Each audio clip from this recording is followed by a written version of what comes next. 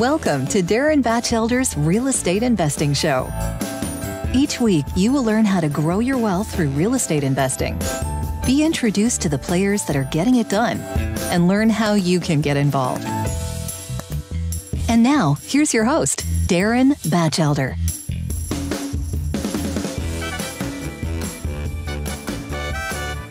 Hello, everyone. Today we have a very special guest. Today we've got Bob Burg on the show. I really appreciate you coming on the show, Bob. Hey, Darin. Thanks for having me. Absolutely. So Bob is actually the national bestseller author of the book, The Go-Giver. And I just read the book and it is fantastic. And so I reached out to Bob and I said, I know that you're not into real estate investing, but some of the principles in this book can really help my listeners. So I asked if Bob would come on and he was kind enough to do so. So I typically ask how many properties and how many units you're invested in, but can you share with the listeners how many copies of this book have you sold? Because it's a huge success. Oh, thank you. Yeah, John David Mann, who's my co-author, we've sold, I think, 1,200,000, or getting close to the 1,200,000 copy mark. That's amazing. Over 1 million copies, guys. I'm telling you, you have to get this book. I read a lot of books. If you follow me, if you listen to podcasts, I read a lot of books. And this is a top-notch book that is not just for, in real estate investing, but it's just, principles in life that can help you succeed both in business and in your personal relationships. So with that, can you share a little bit about your background, why you wrote the book, and some of the principles in it? Yeah, began as a broadcaster, first in radio, sports, and then television news. I only did that for a couple of years, and really I wasn't very good at it. It wasn't long before I knew that wasn't going to be my career. That's funny. I like to say I graduated into sales. The challenge was I had no formal sales training, so I really floundered for the first 3 months or so. Fortunately, one day while I was in a bookstore, I came across a couple books. One was by Tom Hopkins and one was by Ziglar, two of the, of course, legends, icons of the sales space. Now, this is about 40 years ago or so. So it wasn't quite as known that there were books on selling back then. Now they're everywhere. But back then, who knew unless you knew. And it was encouraging to me just to know there was a way to sell, to do so effectively, because I wasn't taught that at the company where I was working. Sure. And so I took the books home, I studied them voraciously, and really within a few weeks, Darin, my sales began to go through the roof, which, said to me that if you have a methodology, if you have a system, you can pretty much accomplish anything within reason. Now, I personally define a system as the process of predictably achieving a goal based on a logical and specific set of how-to principles, the key being predictability. If it's been proven that by doing A, you'll get the desired results of B, then you pretty much know that all you need to do is A, and continue to do A, and continue to do A, and you'll get the desired results of B. So, that's what I did. And over the next number of years, I really made a study of sales, really loved it, loved the personal development aspect. I think that's what I enjoyed I think the most. And it was when I began reading books such as How to Win Friends and Influence People and Think and Grow Rich and The Magic of Thinking Big and Psycho-Cybernetics and The Greatest Salesman in the World. All these wonderful books that fill you on the inside, which is where success really begins. It manifests outwardly, but it begins in here. And it was a lot of fun. It was very rewarding. And eventually I started showing other companies how to do what was working for me. And, the Go-Giver came about really because, back in the 90s, I had a book out called Endless Referrals. The subtitle was Network Your Everyday Contacts into Sales. And it was a how-to book for entrepreneurs and salespeople who knew they had a great product or service, knew it brought a lot of value to their customers, but they didn't necessarily feel comfortable with the process of going out into their communities and developing the kinds of relationships that would cause people to want to do business with them directly and or refer them to others. So Sure. Endless Referrals was my system that, based, of course, on what I learned from many other people. But the idea came to actually turn that into a parable. And when I met John David Mann, who was the editor-in-chief of a magazine I was writing for in the about 2003, 2004, we got together on this idea about the Go-Giver and so forth. And, again, he was the lead writer, storyteller. He's just brilliant. I'm a how-to guy, so, I'm kind of boring, but we collaborated on it, and that's kind of how it happened. Fantastic. So, for your perspective, the listeners are kind of made up of, high net worth individuals that look to invest passively into real estate deals, and also a lot of syndicators, the ones that are putting the deals together, and they're looking to attract new capital, and they're looking to scale their business so they're able to do more deals and larger deals. Yeah. So, I think that, the principles in the Go-Giver apply dramatically to those people that are looking to grow their business. And you did it. You went searching for a way, and then you came up with reading a lot of other books from successful people, and then you developed a book yourself with your co-author. So can you share some of those principles that you put into the Go-Giver? Yeah, it's all based around an underlying premise, which is that shifting your focus, and this is really where it all begins, Darin, shifting your focus from getting to giving. And when we say giving in this context, we simply mean constantly and consistently providing immense value to others, understanding that doing so is not only a more fulfilling way of conducting business, it's actually the most financially profitable way as well. Not for some way out there, woo-woo, magical, mystical reasons. Not at all. It actually makes very rational, very logical sense. When you're that person who can take your focus off of yourself and place it on serving others, discovering what they need, what they want, what they desire. When you can move off of yourself and focus on helping other people solve their problems, solve their challenges. Ultimately, when you can take your focus off yourself and focus on bringing others closer to happiness, if you will, people feel good about you. They feel great about you. They want to get to know you. They like you. They trust you. They want to be in relationship with you. They want to do business with you. They want to tell the world about you. They want to be your personal walking ambassador. So it really all begins from there. And as you can tell, and as I know you run your business, it's all about the relationships. It always comes down to that. That's the separator. Right? Absolutely. But I think that there's part of that is mindset, right? And you said shifting the focus, and helping other people solve their problems. In my world, in the syndication space, there are certain syndicators that, they get a deal and they're like, I need to raise 10 million in capital. I need this many investors. But really the focus, based on what you're saying, is a shift. How do you help those people build their wealth? What are the problems that they're encountering? Well, they're looking to save taxes. They're looking to build their wealth, and the deal can help them get there. But it's really shifting that focus. Well, you bring up a great point, and it's funny because when I speak at sales conferences, a lot of times I'll begin by asking a question. How many of you agree that nobody's going to buy from you because you have a quota to meet? Right, exactly. They're not going to buy from you because you need the money. Right.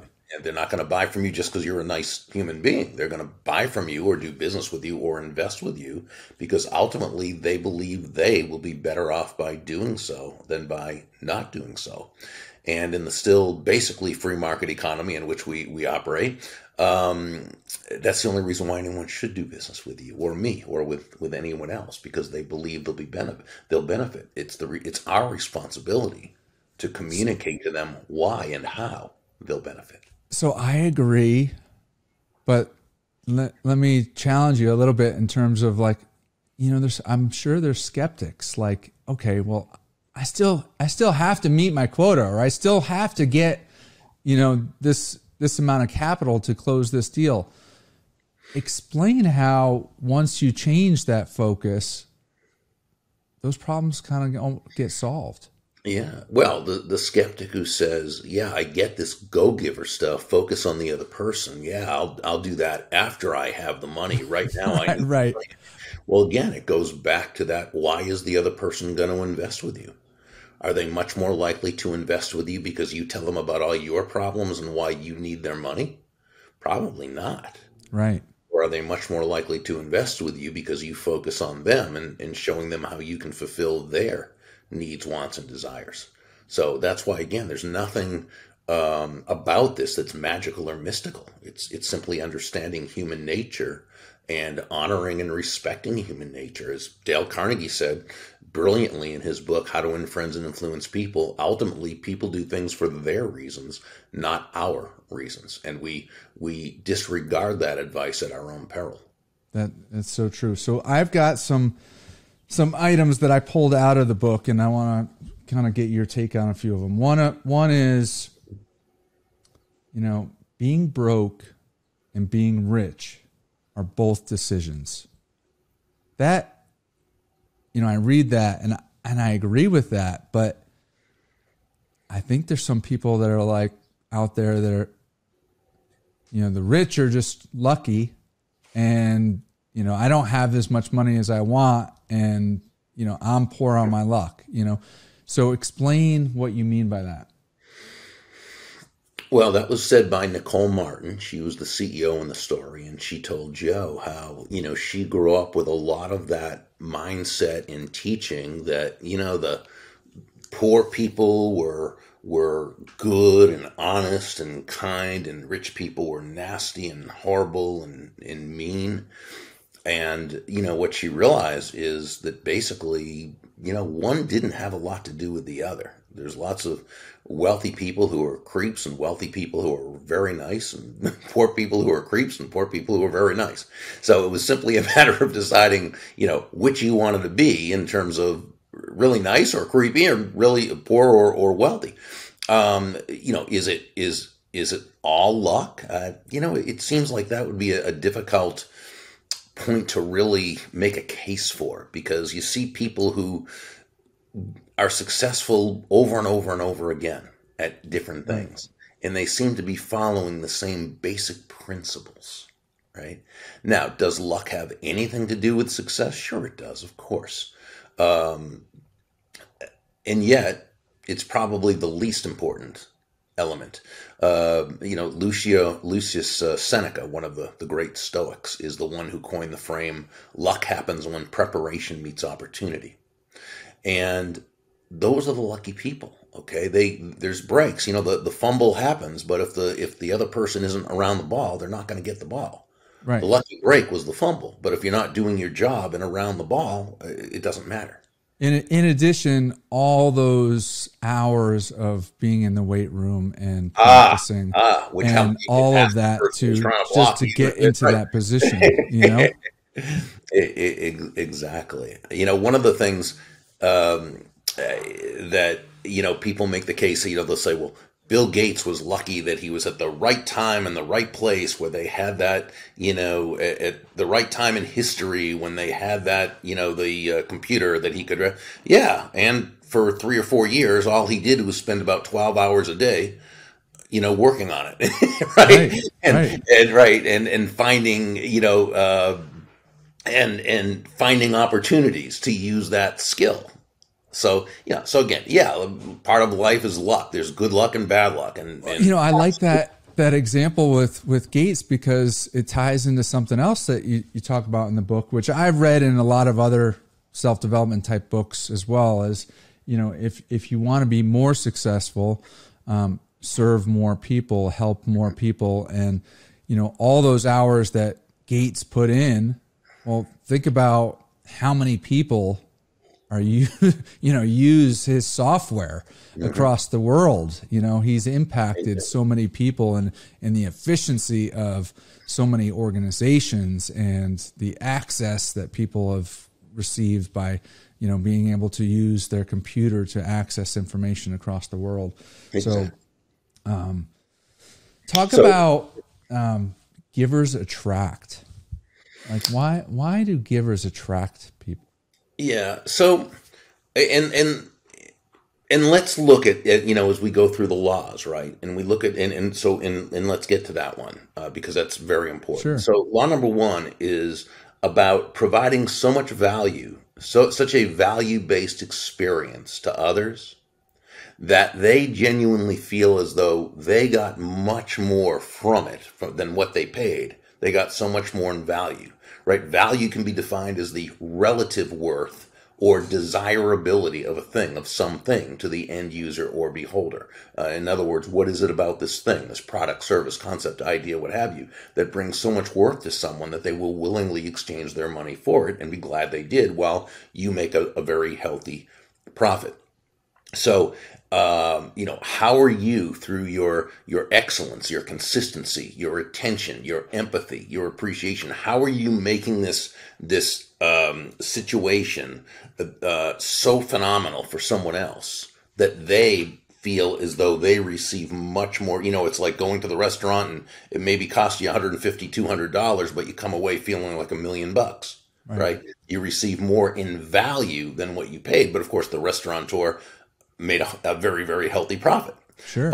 So that's law number one. This happens because the focus is on the value you're providing, not the money you're receiving. This is why John David Mann and I say that money is simply an echo of value, right? It's the thunder, if you will, to value's lightning. Now, law number two we just discussed, which was the law of compensation. Your income is determined by how many people you serve and how well you serve them. So now let's go to the third one and look at why givers attract. This is the law of influence, and this says your influence is determined by how abundantly you place other people's interests first. Now, this sounds counterintuitive when you first hear it, counterproductive, sure. maybe even downright Pollyanna-ish, right? But first, let's understand, when we say place the other person's interests first, we're not suggesting that you be anyone's doormat or a martyr or self-sacrificial in any way. Absolutely not at all. It simply is Joe, the protege in the story, learned from several of the mentors. The golden rule of business, of sales, what have you, is that all things being equal, people will do business with and refer business to those people they know, like, and trust. And there's no faster, more powerful, or more effective way to elicit those feelings toward you from others than by genuinely moving from that I focus or me focus to that other focus, looking to, as Sam, one of the mentors, advised Joe, make your win all about the other person's win. That's giving, and that's attractive, because don't people want to be around someone like that? Yeah, absolutely. Absolutely. I have something that sticks in my mind. I had another real estate investor on the podcast recently, and at one point during the interview, she said, I was working a deal and I had this guy who reached out and said that he wanted to invest $1 million. And I said, you know what? I don't even know you. Like, I don't know your situation. I don't think, let's get to know each other first. And I don't think that this is the right opportunity. Let's get to know each other first. And then maybe there's a future opportunity we can work together.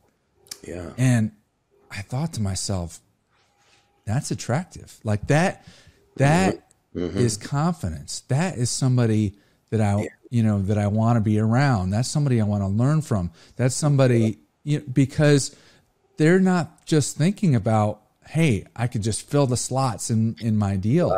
Right. They're thinking about, how do I build a long-term relationship with this person? And at first and foremost, I want to make sure this is the right opportunity for them. Exactly. Right on. Yeah.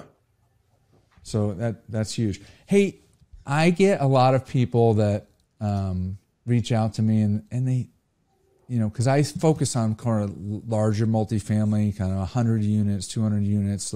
And there's certain people that they feel like they're not worthy. They don't know how to get into that game. They don't know the value that they can provide. And one of the things that stuck out in the book was, you had listed 10% knowledge, 90% people skills. Right. And that struck a chord with me because, I tell them, like, look, whatever you're deficient in, partner with other people that are strong in those areas, and, talk about your team that you've built around you. But that's the whole thing is, people want to do business with people, and you talk about it's not what you accomplish, but it's who you are, so that person that feels like they're not worthy, they still have a lot to contribute, and they can use that to influence others and help others achieve their goals.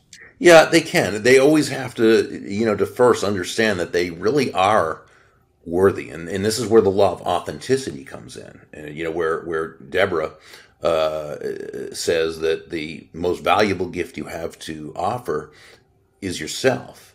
And, as you said, she talked about the fact that, as important as the technical skills are, the competency, the people skills, all of that is so very important.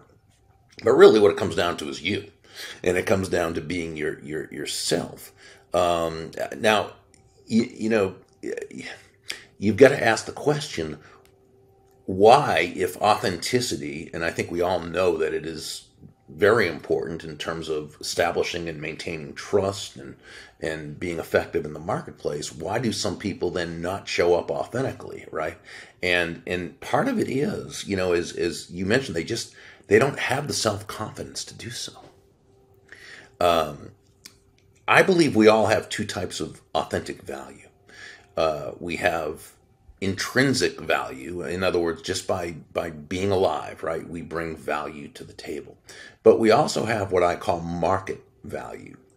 And market value is that combination of strengths, traits, talents, and characteristics that allows a person to add value or give value to the marketplace in such a way that they will be financially rewarded for it. Now, the interesting thing is we all have these assets of value, but sometimes it can be very difficult for us to grasp because we're so emotionally close to ourselves.